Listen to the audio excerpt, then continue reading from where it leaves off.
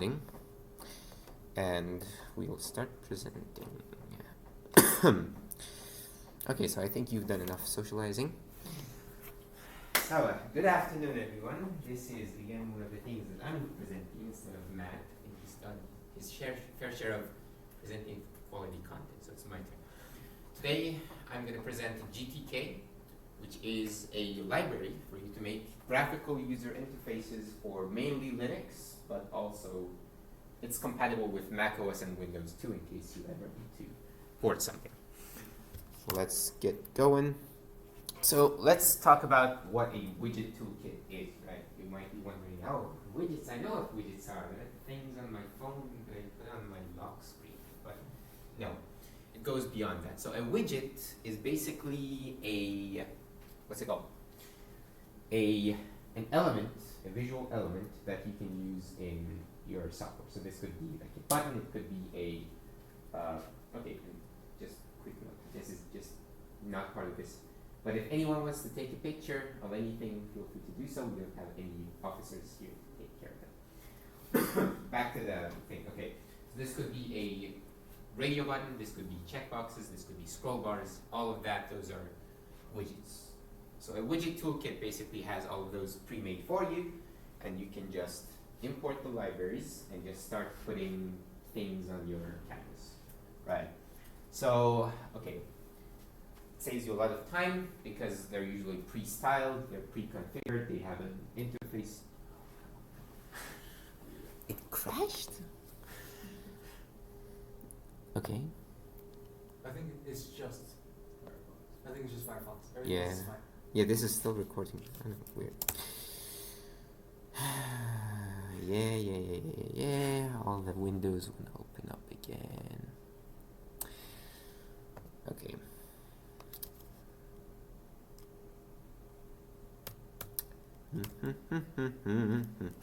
Okay, and the cool thing here is that depending on your OS or your distribution, it's gonna match the theme. So for example, if you have an app made for Ubuntu, and if you take it and you port it to Windows, it's not going to have this Ubuntu looks. So for example, if I open the text editor over here, it looks distinctly Ubuntu, but I believe if you recompile this for Windows, it's going to look different. And I'll show you an example that I have in the slides later. So it's just going to save you a bunch of time, right? So I think that's pretty self-explanatory. Any questions? I don't think so. No? Okay, cool. So now let's talk about GTK. So historically, GTK stands for GIMP Toolkit because it was a library developed when they were developing GIMP, which is like the alternative for Photoshop on Linux. They needed a lot of graphical stuff, they needed buttons, transformations, all that sort of stuff. So they developed a library. But then it was too good to ignore, so other programs started to use it for their graphics, and then we get to the point that GTK doesn't really stand for anything, it's just the G toolkit, or the graphics toolkit, whatever you like to call it, right? And at this point, some people actually call it the GNOME toolkit, because GNOME is the one that maintains it, and in most of their applications, GTK is the graphics library that they use. So you could call it GNOME toolkit, GIMP toolkit, whatever you want, but it's GTK. So it has more than 180,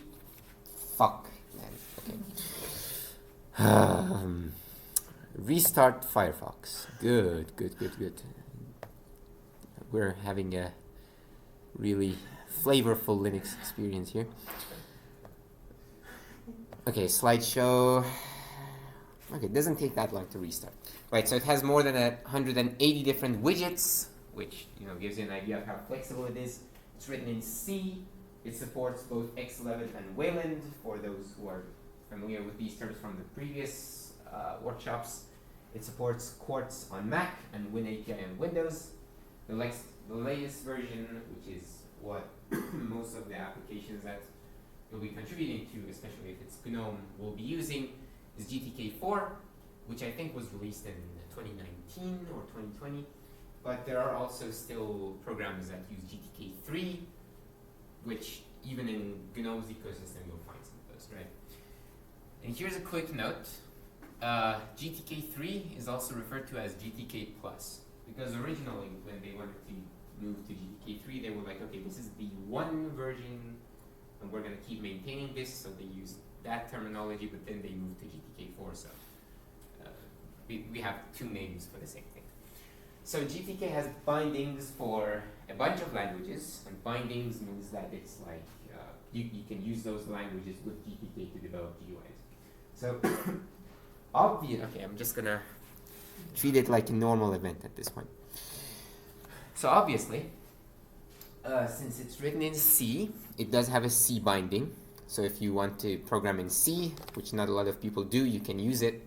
But it also has other bindings for languages such as C++, okay, Genie, JavaScript, Perl, Python, Vala, and some others, which I just don't see a point in listing. So in this session, we're going to be using Vala because it is a language that was developed around GTK. So it makes it very, very, very simple to use this library to make apps for Linux. So at this point, you're wondering what's Vala and why does it sound so much like Java? But we'll talk about that later.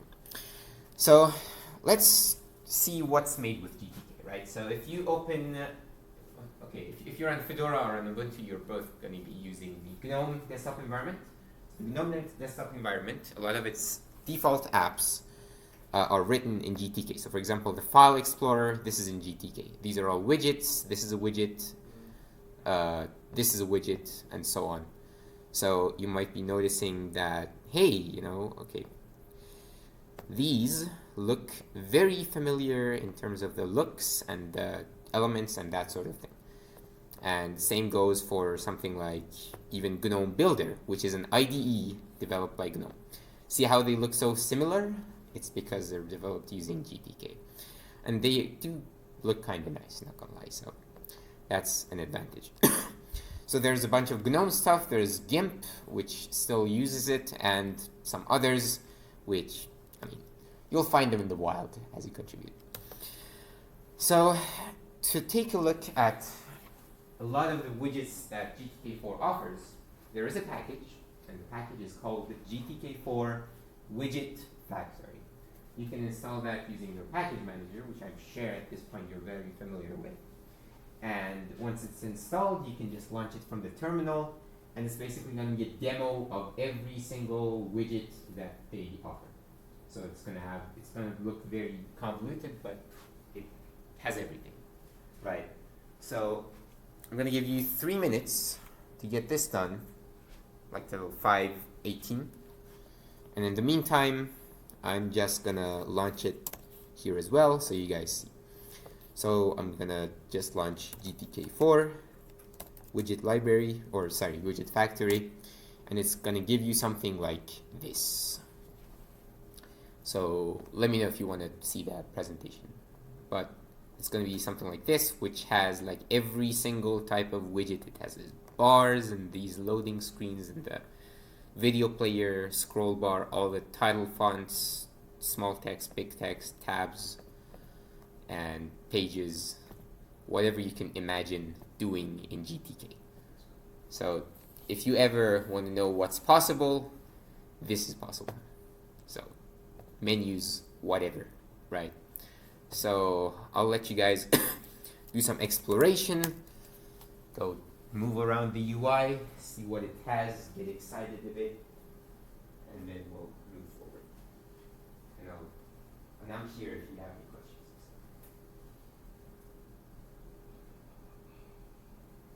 I'll wait for you guys to install it.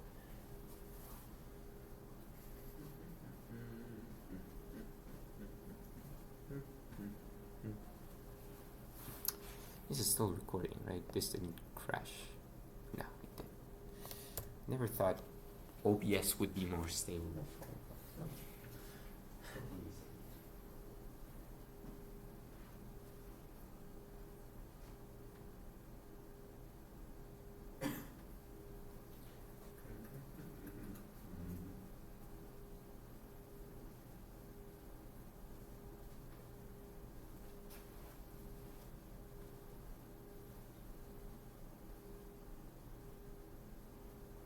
Did it work, or do you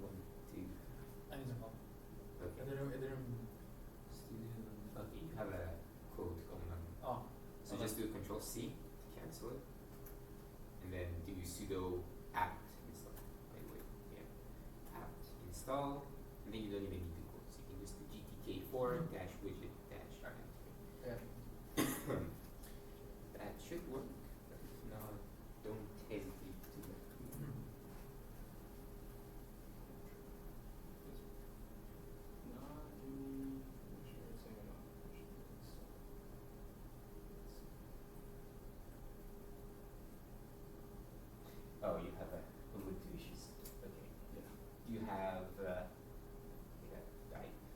But you want to try Tumbleweed maybe in that case, because Ubuntu by default doesn't give you sudo as access, which is the access you need to call sudo. Okay. So there's an easy way to fix that, but I'm not sure how to fix that. If it doesn't take too long, I don't mind. Yeah, so go to your Windows, because that's going to take forever to load. Okay. And just search for Ubuntu add sudo as you start to search. You like. In your browser. Yeah. Did it work or did it not? No. Well, that's for Arch Linux, right? Arch Yeah. Linux is Yeah, something yeah, that you yeah, don't have right now. What does it say? Before widget factory. Try doing a sudo apt update first. Like Yeah. without any, Yeah. because update is gonna sync with the database. Maybe I'm too spoiled with Arch. I should be thinking of the package. Now try running the install again.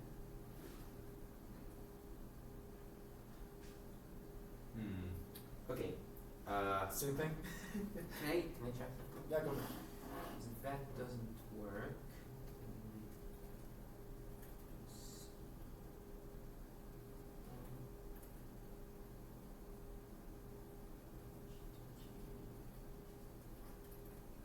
Shall launch. query settings, builder tool, symbolic. Okay. Doesn't matter that much. I just want you guys to see all the widgets. What can you do? I'll just show it on the projector. I believe that you will figure it out. Yeah. In the meantime, let's go restart Firefox. Restore session.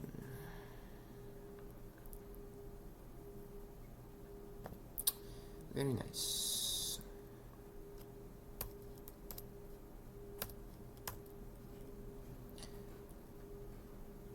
Okay, so I think we can probably move on. If you guys need more time, you can let me know. Nice. So this is how it would look on Windows, which I thought would be a nice contrast to the thing that we just saw with the one on Linux, right? So for reference, if I launch it again, let me go here actually. GTK4, widget factory, looks very much like what you'd expect on Linux, right? Looks like GNOME. The same thing on Windows, looks more boxy, and this is the Windows 10 thing. Okay, so if you're working with GTK, you're gonna be exposed to some other libraries as well. So there's Adwaita, which is GNOME's even more tweaked library that specifically adheres to their design standards. So for example, GNOME has a more flat design. So if you make a default window in GTK, it's going to have sort of a rounded shade on top. If you use an Adwaita window, it's going to be solid, just a solid slab of white window, right? So you may want to use that if you think those look nicer. There's also glib, which is a low-level thing for threading, which don't worry about it too much, but if you see it, just know what it's for. There's gobject, which is essentially an object-oriented layer on top of C. You can imagine it like an easy way to convert C to get some C++ capabilities. Again, don't worry about it too much, but just know that most of the objects that we're going to talk about are inherited from the gobject, the root object, right? So, restart Firefox, okay, restart session. Probably because of the recording, I know what it's doing. It's not very fun. And finally, you have G, which provides you with the nice data structures that you all know and love. So if you ever want a hash map or a dictionary or that sort of thing, hash map is a dictionary, sorry, or an array list, all of that stuff, is available with G. So I've actually had to use that twice. So just know that it's there. So now let's talk about Vala. And I promise you'll soon get some coding stuff to work with. But Vala is actually a pretty new language. It was released in 2006. It is object-oriented, so very similar to Java. Its syntax is mostly similar to C#, but as you might know, Java and C# are pretty similar, so it's also similar to Java. It doesn't actually have a compiler. Instead, it transpiles to C and then uses the default C compiler to compile to machine code. So it's going to use GCC. And it's interesting because you can actually, there's an option to actually see the C code generated from your Vala file. But we're not going to talk about that. So why does it exist? It's because a lot of the libraries for that GTK relies on, they're written in C, and GTK as well is written in C, but C is a bit difficult, so they were like, okay, we want to keep the C libraries, the C stuff, but we want to make it a bit nicer, we want to make it object-oriented. Question? Restart. What? It restarted again.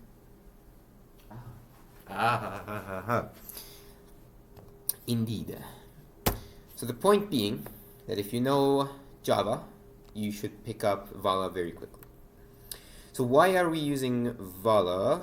Again, as I said, we're using it because we want it to be, okay, slideshow.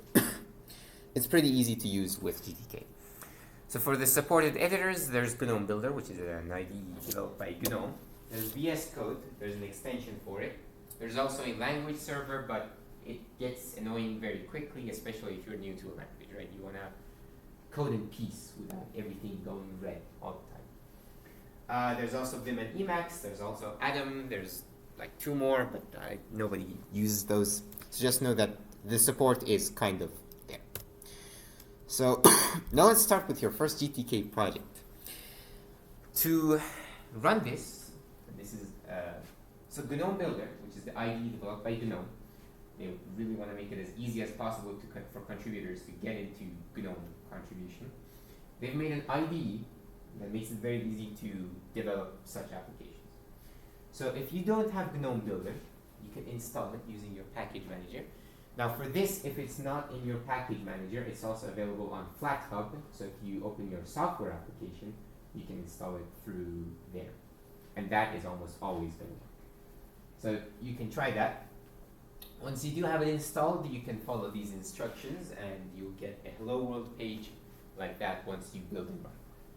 And we're going to start modifying that to get a nice grasp of how GTK works. So while I go restart Firefox, you can install GNOME Builder.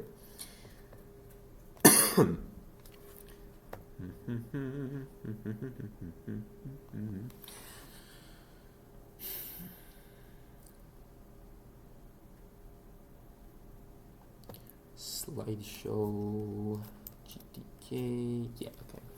I'll be walking around and you can have 5 minutes till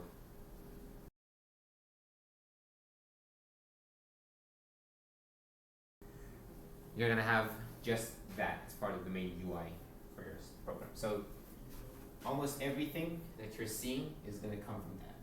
So you're gonna notice something else, and that something else is that window.vala is suspiciously empty. And considering that you have a text saying hello world and it's like aligned and it has a font assigned to it and that sort of thing, you expected more things. Well, the formatting is going to be in the window.ui file. And the way that works is that it has an an XML like structure which gets rendered, and then your logic goes into window.vala. So this is very similar to web development, right? You have HTML, which is the structure of your web page, maybe CSS for the styling, but you also have a JavaScript file which handles your logic and the interactions, right? So this is basically that. And fun fact, GTK does support CSS if you wanted to, but that's another topic. So go take a look at these, see if your expectations match what I just said. So now let's talk about the UI files, right? As I said, they're XML, and they are always paired with a .vala file. So your .vala file should have the same name as your .ui file, because obviously it's you can't separate the behavior from the the structure, right? We want them to be for the same class. So something to note is that in Vala, and you haven't seen this yet, but you will. In GTK, sorry, not in GTK, in XML, if you want to, for example, add a label, which is like a text, right? A GTK label, you're going to write GTK label back to back in Pascal case, right? So the first part of both is capitalized and they're just stuck together. The same thing is in Vala, is going to be GTK dot label. So that's a very rookie mistake. Don't make that. And with that said, we can actually go start doing our first coding assignment.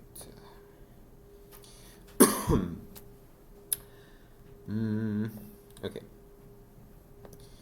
Okay. So before I move on, does everyone have access to these files? Do you have?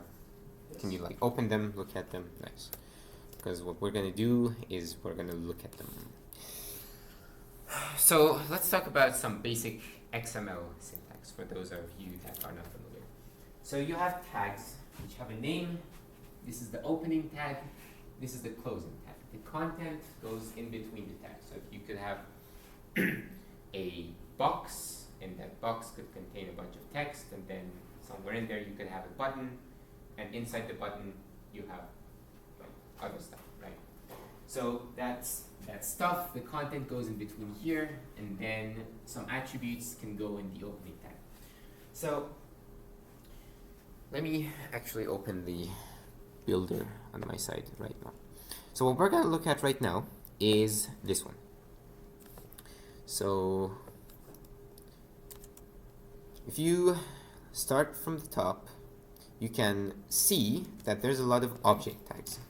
So if I search over here, you can see that all of these are object, object, object, object. So what are these object tags? Object tags are your way to add GTK objects to your UI. So for example, we have a piece of text that says hello world. How do you add it? You add a object tag. You set the class to GTK label. Notice how it's in Pascal case. It's stuck together. Is it? But by the way, is this visible, or do you guys want? Yeah, that's okay. Yo, what's up? Howdy. We are in the middle of something really exciting. Sorry. But don't worry, we have. This is the first time that I'm successfully recording a workshop, so it's going to be available on YouTube. But let me see. What can I do? Okay, I know what to do. I'm gonna post the slides right now to Discord in case you guys wanna like catch up, because I feel like that's gonna be the most productive way to utilize our time. So share, not share. How did you share this thing? They changed the. Okay, how about I just download a PDF, make life easier. Okay, Discord, channels, and I'm gonna go here, I'm gonna go into FOSS resources, upload file, downloads, and then it's in gtk.pdf. Today's presentation, so people can catch up while I'm presenting, because the full presentation is going to be linked, right? Okay, so now that you guys have that, let's get back to the topic at hand. So the same thing can be applied to any other object that you want from GTK. You just add the object, the class, and optionally other stuff like the ID. We're going to talk about what the IDs are used for, but just know that The objects are used to actually add objects. Okay, where's the presentation? I lost my presentation. Yes, it's right here. So moving on. So obviously GTK objects are going to start with GTK. And as I mentioned, there's another library called Adwaita, which is a modified version of GTK. So if you want to add those, it's simple. You're going to be able to find them very easily because they start with ADW instead of GTK. So if you see that, don't get confused. That's just Adwaita looking at you. This is one of the reasons I show you this, because you're going to see it probably a lot in good applications. So that's an example. That's we talked about. So there are some additional attributes that are specific to the type, right? So for ID, it's available for every single object on GTK, right? So they just put it in the opening XML tag. But for the type-specific attributes, they're going to go into another tag called property. So you'll put property immediately below the object tag. And by immediately below, I don't mean literally one line below. I mean just one level down, right? So for example, here we have a GTK label, which is text. And because not all elements can have a label, this becomes a property, right? It becomes a property tag. And to specify properties, you do an opening and closing property tag. You put the name of the property, which in this case is label. So label has a property called label, which determines what's displayed, which in this case is hello world. So is that clear? Are we good? Okay. I promise you'll get some practice with these very soon. So this is about that type specific stuff. Nice, nice, nice. And and if you do want to add other child elements, so for example, you have a box, you want to put a list, and then in the list you want to have a button, right? You want to start nesting objects. You can't put them directly, right? Those have to be under a child tag, which itself is under your object tag. So for example, here we have a GTK revealer. I'll talk about what a revealer does soon. But we have a label inside of a revealer, right? And okay, let me just show you what it does. So a revealer reveals an element which can be hidden or can be not hidden, right? So this hello world in my version is under revealer. So for that to be, it has to be under child. So we have an object which is of type of class GTK revealer. It has a child, and under the child we have another object with its own attributes. So pretty simple, right? It's obviously hopefully all of you guys have seen HTML. If you know that, this is pretty easy to get your heads around. Any questions before I move on? No? Nice. So let's go over your demo project's UI file. Obviously mine is modified, but with the power of Git, I can go back in time. So if I go to the initial commit, and if I copy this, if I go git switch this and then dash dash detach, now I'm back in time. So I can go here, discard and reload, launch it again, recompiles. This is what you have, right? So this is what corresponds to what, right? So you have a header bar which corresponds to this. We're not going to touch that because that's a bit too advanced. But then your actual content starts from here, from the content, right? So under content, what do you have? You have a GTK label, which is text. Then inside of that label, you have a property, which is the label, which is hello world. So this is what you're seeing over here. So if I change this, and I encourage you to start playing with it, to imashgun, whatever. If you recompile, it's gonna change. Beautiful. So you could play with that a bit, but it's actually very simple. Right now, just think about the content over here, which is not that much, which is why it's very simple. with the live demo covered, we can go back to the presentation. Oh my god, so many windows. Let me just kill these windows. How many more? Okay. Now, let's add a button.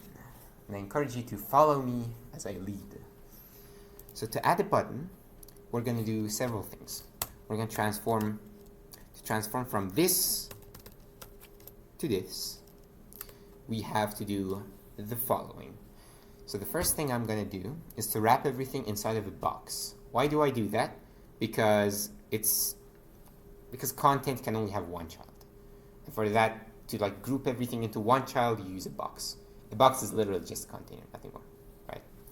So allow me to demonstrate as I add a box. I don't like that, so I'm just going to use VS Code. So let me kill these. So this is our content, which is very simple. So what I'm going to do is I'm going to use VS Code Magic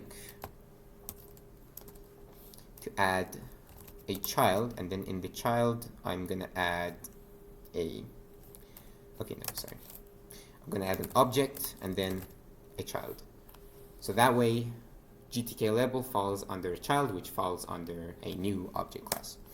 What I'm going to do is that, as we just learned, I'm going to set the class to GTK box. Simple as that. Did everyone follow what I just did? I added a parent of type GTK box, which just groups them together. So if we discard and recompile, you're going to see this. Now, why does this look so ugly? It looks horrendous. I know. It's because GTK box by default likes to order everything horizontally and from left to right. Right? So it's actually not that difficult to change that.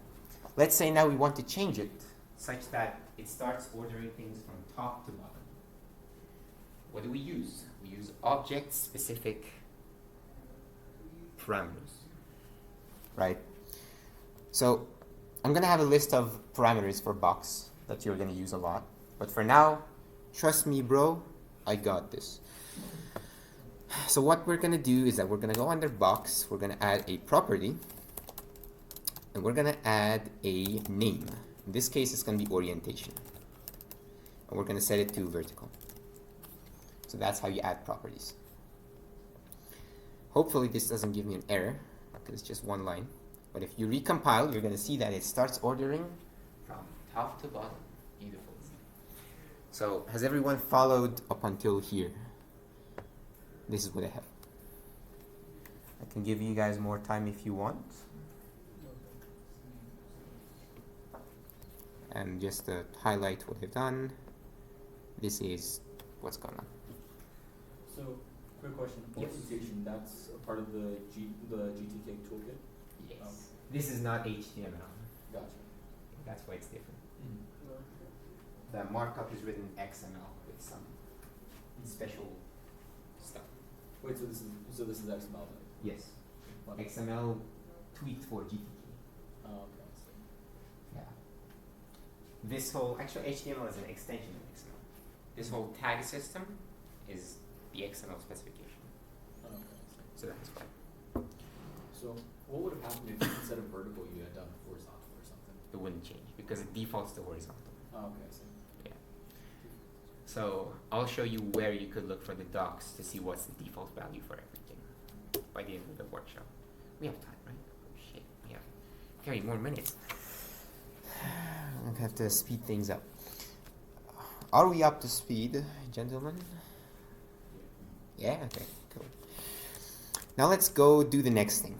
Now we have a thing, we have a text at the very top, but now we want to also add a button. So how do you add a button? Well, it's pretty similar actually. First of all, let me kill this and let me go back to here. So I'm going to add a button right below where we had a GTK label. Right. So I'm going to go here, I'm going to add another child, and keep in mind that there's one child element for one object. So you can't have one child and then under it two things, right? I'm going to go down here, make another child. Under it, make an object. And set a class equal to GTK button.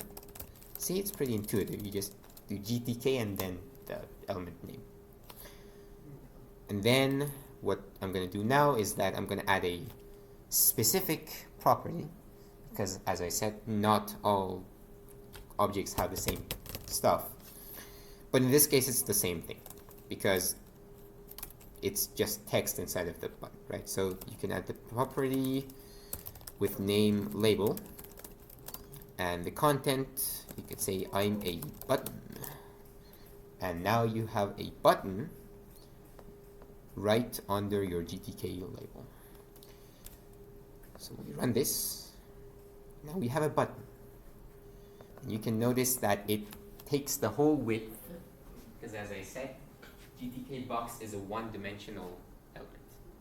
So it's just going to fill, in this case vertically, but it's going to allocate the whole width. So if I make this large, it's going to still give the whole width. We'll soon see how to make it look nicer. And in fact, I think we're going to do that right now. So are we up to speed with the developments? So I added this right now, this section. So it's just a child, which is a button, which has a label. Now let's make this such that it doesn't take the whole width. So for that, we're going to use something from Adwaita, which is the Adwaita clamp. So it clamps the element so that they don't grow past a certain limit. And that limit is actually another object-specific property, which you can look at the documentations for that. But just know that it is adjustable. So to do that, it's as simple as always. You select this. Shit, I close it. So you do MW, again this is just a VS Code thing, but I'm just going to add an object and then a child. So I'm going to wrap that in an object, and it's going to now become a child, so I also add the child element, right? So I'm going to change this to be a class of ADW clamp, and you'll see what this does very soon. So now, check this out. It doesn't take the whole width. So it clamps all of its children to a certain width, and you can actually see it's a nicely adjustable thing when it really becomes tight. So it doesn't like immediately like stick them to the sides, but it gradually sticks them to the side. So that's what Adwaita is. Basically, any nice UI elements, Adwaita probably has it. But the base UI elements, it's all GTK. So do we all understand what's happening over here? So anything inside of clamp, it's going to get clamped. Nice. So for your information, I added these two. Oh shit. I added these two. Is everyone up to speed? Nice. Okay. So what else do we have to do? So we have the hello world, we have the button, we have vertical, and we have a clamp. Great. Oh, go ahead. The clamp encompasses the whole box of the GTK demo? Yes. So check this out. So if you hover over clamp, you see this line? Oh, This is everything that is encompassed in this object. So in XML, you have an opening and a closing tag. So everything in between, in this case, is going to get clamped. It doesn't matter how much you cram into it, it's going to... Oh, so everything within that would be clamped? Yes. Okay. Yes. Does that make sense? Yeah. Okay. So that was coding assignment part 1, which we did together. It's going to get only more difficult. So this is everything that I basically added. I just did a git diff in case anyone was wondering, but I think at this point everyone is up to speed. So this was supposed to be your turn, but we just did a walkthrough of this. So at this point you're thinking that, wow, these are a lot of keywords. What should I do? Well, my advice would be to keep a cheat sheet. And as a living person who does keep a GTK cheat sheet, I can show you my cheat sheet, and it looks like this. So for example, I have list of all my important tags, all their properties. So for example, GTK button has these properties that are useful to me. Obviously, I'm not going to list the whole thing because that's what the documentation is for. But if there's something I always want to refer back to, I add it to my cheat sheet. So again, this is not directly related, but just keep in mind that with these things, it's good to keep a cheat sheet. So moving on, let's add an action to our little button that we have. Let's say we want the button to change the text inside the label from hello world to goodbye world. To do that, you need a few prerequisites. So firstly, you want to have an ID on both your button and your label. That ID is going to be used in Vala. It's a programming language similar to Java. It's object-oriented. See it very soon. So that's going to be used in Vala to get a reference to those elements, right? So it makes it easy. Hey, which label are you talking about? The one with this ID, right? So that's the first thing that we're going to do. The next thing that we're going to do is to actually import them into Vala. So this is probably not going to make much sense right now, but just know that any element that's defined in the UI file that you want to use in your Vala file has to be decorated with GTK child. And you decorate with brackets and then a cube. So then the actual object is in the what's it called? So to actually define the object in Vala, use private unowned, and this is just standard syntax for getting something from the UI file. And then the object type, which in our case, for example, is GTK button, so it will be GTK.button. Firefox crashed. Yeah, somehow OBS doesn't like Firefox. When I record something on Firefox, it likes to die frequently.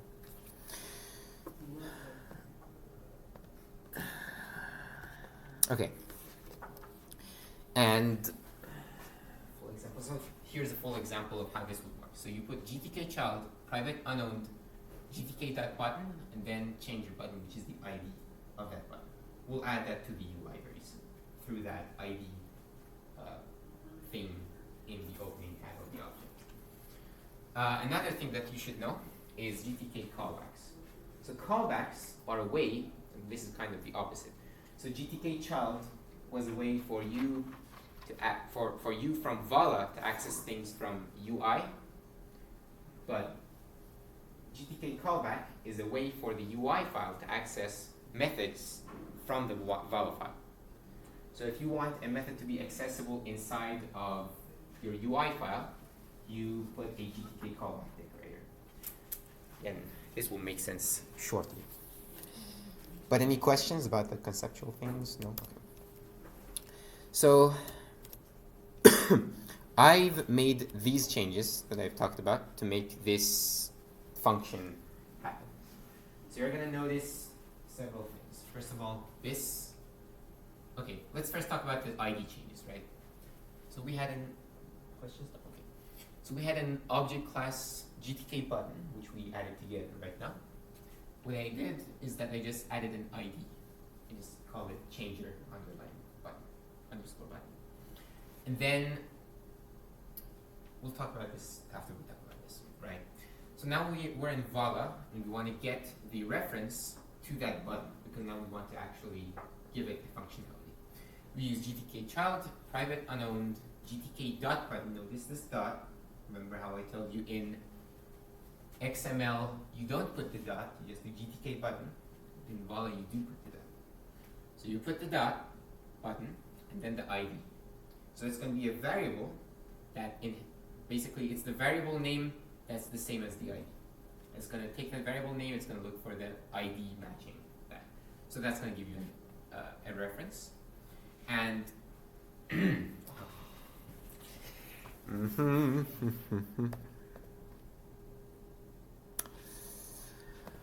maybe it's time to contribute to Firefox, huh? I think so.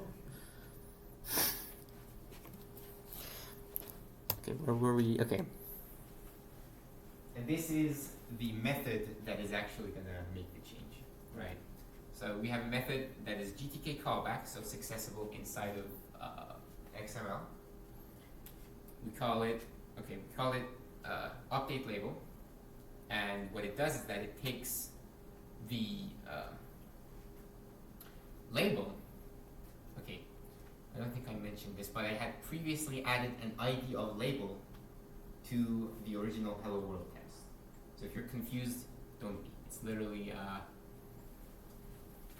okay, you get the point, right? You just add an ID to the hello world label.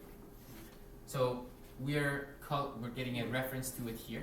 We do private unknown GTK.label, so it's going to get the label with that ID, and it's going to update the label, because remember that labels have a property called label, which holds the text.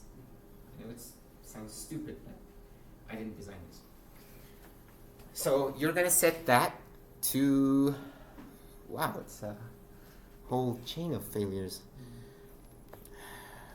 But we'll get back on track. The system's fighting you. I know, it really wants me to contribute to it. But it's literally going to set the label to goodbye world. So whenever you click this, it's going to take the label, update its label, and then you're going to instantly see the UI change.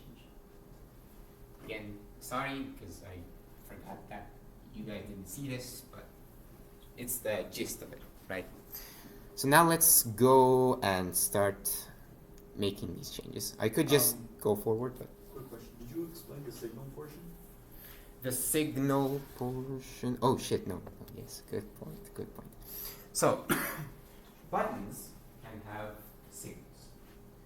Or okay. Here's some background. Certain types of objects have certain types of signals. So you can have a signal for, hey, this was updated. So there's a type called list box that is literally just a UI list. And whenever you change an element in it, it has a signal that gets triggered. So you can do whatever. For buttons, they have a click signal.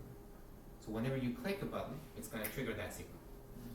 So in XML, you can actually assign a handler to that signal.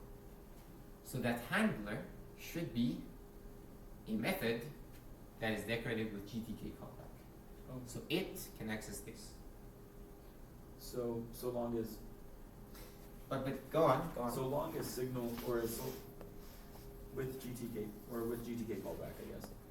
Signal is what essentially does the call to change to from hello world to goodbye world. Yeah, that's the one that calls the method. Okay. Because in Vala itself, you're not going to see anywhere it being called. Mhm. You're just assuming that it's going to get called at some Yes. point. And fun fact, if you do have a GTK callback that is not used in your UI, you're going to get a compiler. So Oh. you have to make sure it's getting used. Understand. Okay. Otherwise, it's like, hey, this Yeah, isn't. this is useless stuff. Yeah. Okay. But does that explain everything? Is there anything else in this shape? Last thing, when it comes to, so you have to add a label to the portion that you're going to change, which would be the hello world part. And Let me stop you right there Cool. and show you the actual code. So let's do a git log and enter our time machine. Okay. Git switch master. Oh my god. Any local changes? I don't care, man. Git reset hard. Okay. Now we're okay. Button to change hello to goodbye. Okay, we copy this ID, git switch this, and then detach. Nice. So here's what we have. Remember the hello world label? I added this, which isn't included in the diffs. So it has an ID called label. And I can probably change this, right? I can say greeting label. Then I have to also go change window.vala, just so you guys don't get confused. So this could be greeting label, and same here. So now we're changing the greeting label's label to be goodbye world whenever update label gets triggered. And that's assigned here. Does that make sense? Okay. So that manifests itself like this. Beautiful. Do you guys want to look at the diffs some more to add it to your code? See how it works? And let me know if something doesn't work. And remember to add the ID to the label.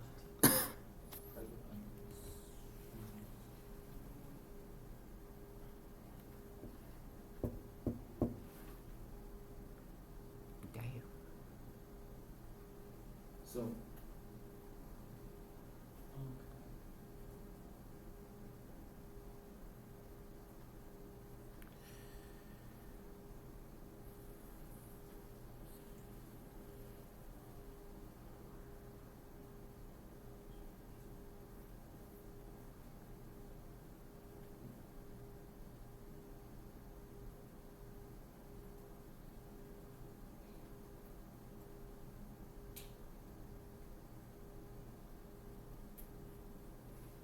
What you were saying?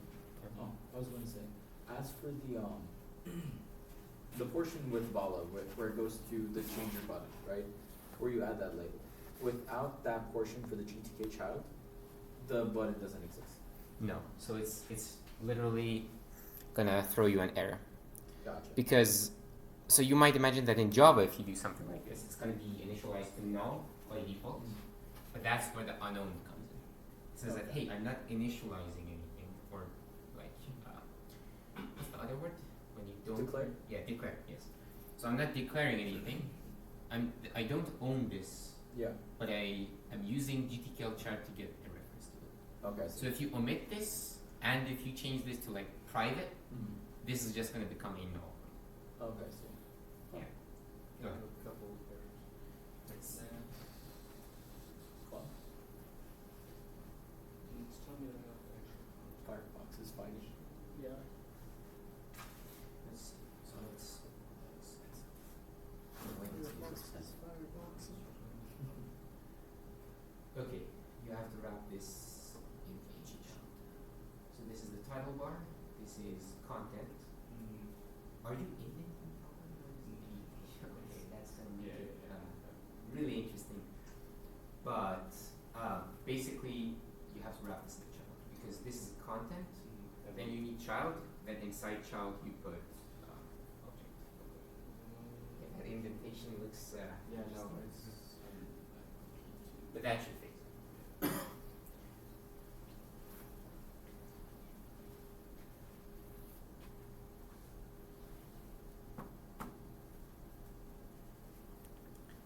But let me know when you guys begin working. Let me see, how many coding stuff are left? We have another your turn.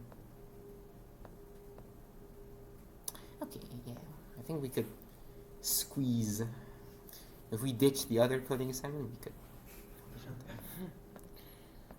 But I'll probably also upload the code. It's really not that demanding to do that.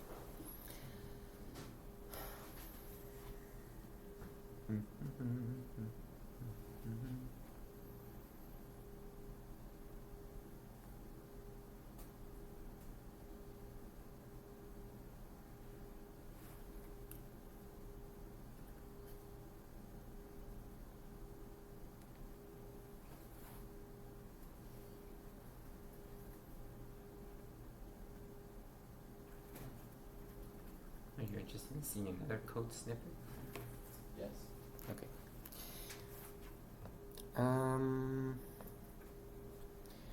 So if you want, okay, no, you need too much background information to get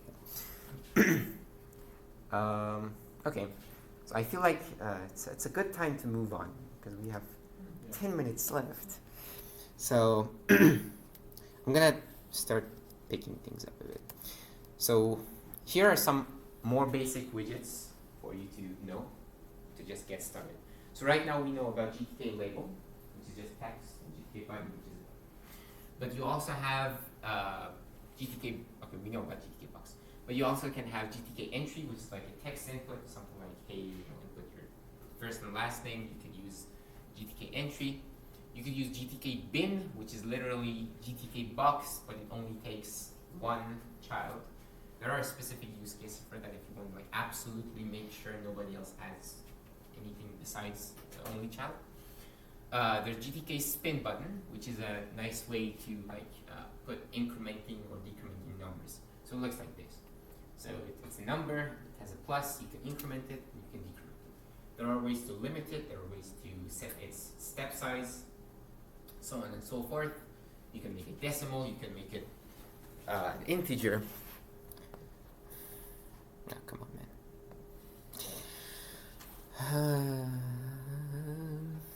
Okay. Then there's the GTK revealer, which was going to be the subject of the next coding assignment. But GTK revealer takes children, and I think it actually takes only one child. But the cool thing is that it can hide and unhide. So if you set it to hide, everything that is in its as part of its children is going to disappear. So that's something that you saw as part of the demo, right? You saw how it slides back and forth and that sort of thing. The cool thing is that you can even adjust that animation. You can have it come from the side or from the bottom or just directly appear and that sort of thing. There's this GTK center box, which is awesome for UIs because traditionally you always have like a header bar, a footer, and some content, right? So GTK center box takes 3 children. One sticks to the beginning, one sticks to the middle, and one sticks to the end. So no more fiddling with like alignment and like spacing and that sort of thing. It just does it for you. There's the GTK stack, which takes multiple stack children, and then you can choose which one to show. So you can imagine that if you have like a tabbed interface, you could use this to display like one tab at a time, right? So hopefully that makes sense. Any questions about the functionality of these? So now let's talk about Volodoc, which is should be your go-to place if you ever have questions about what the class does or what its functionality is. So Volodoc has documentation for almost every single package that has a Vola binding. So you could be going there for GTK, you could be going there for Adwaita, you could be going there for libg, you could be going there for gobject, whatever that has a Vola binding, you can find it in Volodoc. So you can also, another useful thing that you can do is to check object hierarchies, right? Because a lot of methods are inherited. And what's cool is that since Vola allows multiple inheritance, you get some pretty funky looking graphs. So this is just for button. It inherits from widget, actionable, and that by itself inherits from these 4 and so on. And Java folk are gonna find this interesting. And then you can also check the signals, which is what I was talking about. So for button, you have clicked and a bunch of other stuff. You can find the other stuff in the documentation. So I would be going over a live demo of Volodoc. We're just going to the website, but I don't think we have enough time for that. So this was supposed to be the assignment after Volodoc was introduced. That you know what a GTK revealer is, I was supposed to challenge you to make the button reveal that text by going to JavaDoc to look and see how to use GTK revealer. But unfortunately, we don't have much time, do we? So this is the solution, literally what I'm doing, and here's for you where you see some more code samples. I'm removing this because we're not going to use it anymore. We're not going to change the content. And I'm adding another method which takes the revealer, right, which we are accessing over here through the whole ID situation, and it's literally setting reveal child to true. And you would find this in in Volodoc, right? So the other thing that we're adding is this stuff in the XML. So as you can see, I'm adding a GTK revealer, setting the ID to btn revealer, which you can access over there. setting the reveal child property, which is hey, it's object specific, so it's a property tag, to false by default, so it's hidden by default. And then I'm also changing, and this is just like the closing tags for these, so it's literally not that important. And the other thing that I'm adding is that I'm changing the handler for the button to be reveal label, which is a GTK callback that we just defined. So it's actually a pretty simple solution for something that would be very, very, very complicated in, for example, JavaScript or like HTML, which is one of the benefits of widget libraries. Very nice. So that's the solution. Now, another thing that could be useful to a lot of you is how to debug and how to inspect elements in GTK development. So the inspector is pretty straightforward. You can open up any GTK app. Let me pull out something simpler, like the text editor. Yeah, that's simple. And once you open it, you can do Control-Shift-I, and then you're going to be able to see, if you click on this like point thing, you're going to be able to like hover over different elements. First of all, see how much space they're taking. So for example, if I want to see, okay, what's the padding on this side of this column, then you just click on it, and I think I closed it with my middle click accidentally, but okay. Say I want to click on this, right? It's going to show you the type, so this is a GTK label, and a whole lot of attributes, and you can actually like change these. So if you want to see, hey, what does it look with these on or off, it's supposed to work, but because it's so constrained, it doesn't want to work, right? So that's for the inspector. And the other thing is debugging. So what's it called?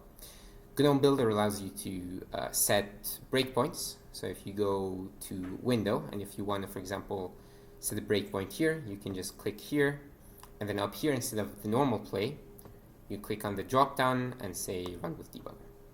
So whenever, in this case, the button is clicked to update the label, it's gonna stop the program, and then you'll get a nice debug interface down here, which unfortunately we're not gonna be able to see, but hey, try it at home. What was I saying? Ah, yes. So any questions about these? I think it's pretty straightforward. So this was supposed to be again your turn, but I guess not. Let's see, what do we have? Positioning. Okay, yeah, we're almost done. So to position elements around the UI in GTK, here are some of the most important things. So here's the orientation that we used for GTK box, which sets the direction. For GTK box, and obviously are the children. Not children as in things that inherit from the GTK box. But starting from general, you have H-align, which aligns your element horizontally. So if you want the text to be centered, or you want the box to be centered, the button to be centered, use this. You can also do it for vertical with the V-align. Then you have width request and height request, which is the minimum size, because for maximum size, GTK is always going to try to maximize the real estate, right? It's gonna, if you have more space, it's going to stretch out unless you use a plan. But if you want to set a minimum, you use width request and height request, and it's going to take a number of pixels as an argument.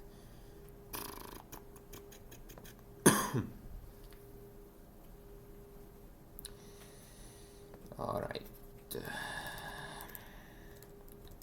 Where were we? Yes, okay. And then if you want to add some white space around your element, you can use margin, top, bottom, start, end. And the reason it's start, end is because depending on the direction of your parent class, it's going to behave a bit differently.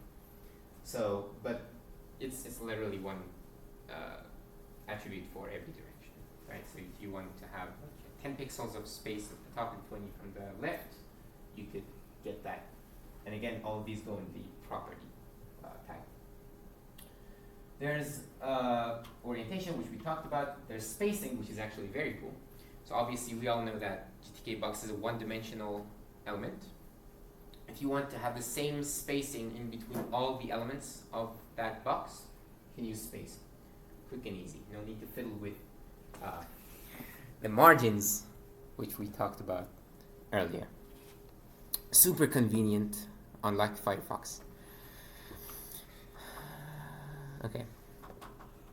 And for GTK label, you can set it to wrap or not if it doesn't have no space. And wrapping means to break the line and have a scroll bar.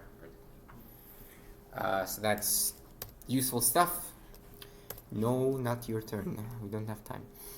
So this is something that we talked about earlier, but if you want to see all the widgets in GTK4, you can use GTK4 Widget Factory. I know it's not available in Ubuntu for some reason, but I'm sure you can find a way to install it if you really want to. And there's also Icon Browser. I'm going to actually show this because I think it's very cool. But here's some background. Buttons, you can have buttons that instead of having text in them, have a logo. Something like the thing you have over here, right? This is a button with a logo.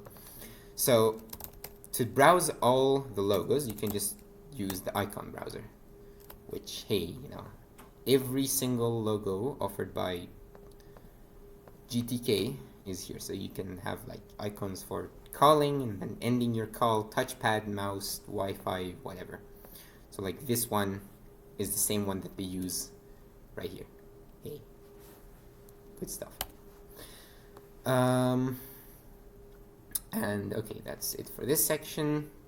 And here are some resources in case you want to expand, because obviously you want to, because I don't think you can make anything useful with this stuff yet. So there's obviously Valodoc. There's a video series from one of the core contributors to GTK, which goes over a lot of things that you should know. There's the official GTK4 docs, but because GTK is officially written in C, it talks about a lot of C things, so I'm not sure if you do want to go into that, but it does provide very, very detailed explanations. There's White docs if you want a sleeker design, but it's mostly just explanations and pictures because the actual API is covered in Valodoc. There's GitHub Copilot, which is very helpful, as we all know. And it is actually pretty decent with Vala for some reason. I know. There's probably enough data for that too. And it's free for students, so you should sign up for that if you want to rock your some contributions. And oh my god, come on,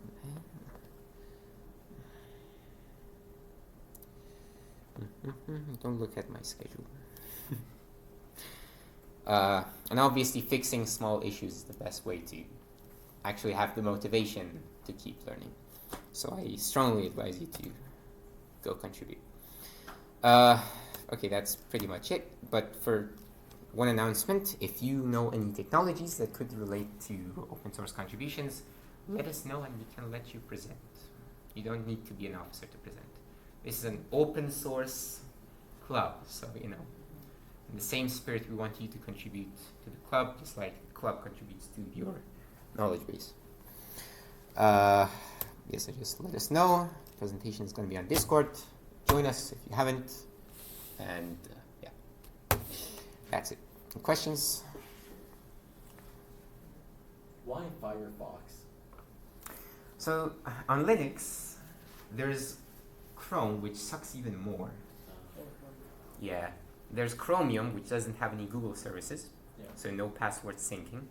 There's Brave and that sort of stuff, but it's just Firefox, but with Clutter. No, sorry, Chrome, but with Clutter. Yeah. There's GNOME's own browser, which, let me see if I can have. Okay, there's, I think it's called, okay, yeah, there's GNOME Web, which, I know, who uses this, man? So if you go to google.com, hey, you know, it looks like Safari and it looks sleek and it's written in GTK, as you can tell, because it looks very much like the other GTK stuff we've covered, but it's mid at best. So then you're left with Firefox, which Makes is a lot of sense. pretty decent. Pretty decent for as long as you're not recording anything. So, any other questions? No? Good. Well, thank you for attending, and you guys wanna You guys want to do a picture or no? We always do pictures after people. So you guys can go. I'm going downstairs. So we can have some GTK stuff in the front. What's the most GTK thing in this presentation? Firefox Yeah. crashing. Firefox crashing. Or yeah. and that. At this So- point, Here you go. So real. It's nice. you should geeky. you should use like someone's laptop and then just set a timer so you Oh, can just also get timer? encryption. Yes. It's too much work. No, it's not. What? The timer? You consider that this has no case, so it slips. Oh, that's terrible.